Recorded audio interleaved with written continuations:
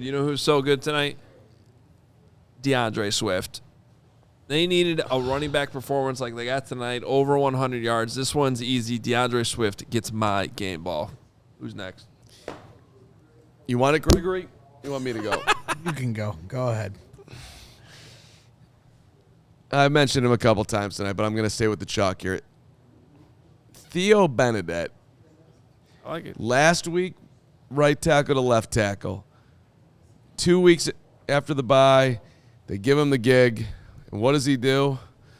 I saw him physical. I saw him moving. I saw him athletic. I read stories about him eating worms. The Bears have found their left tackle, baby. Theo Benedette's going to – I predict Theo Benedette is going to be playing that position for a long time here in Chicago, and he's going to become a Chicago offensive line favorite the way of a Kyle Long. Theo Benedette, my guy, you get a game ball.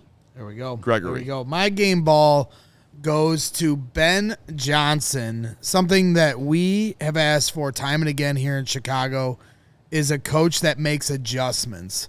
And we've seen it here in the last 2 games in the second half. When our backs are against the wall, things aren't looking good from a momentum standpoint in making adjustments. But more importantly this week, for him to make the adjustments with the run game during the bye week. The Bears have not been very good coming out of bye weeks for a long time now.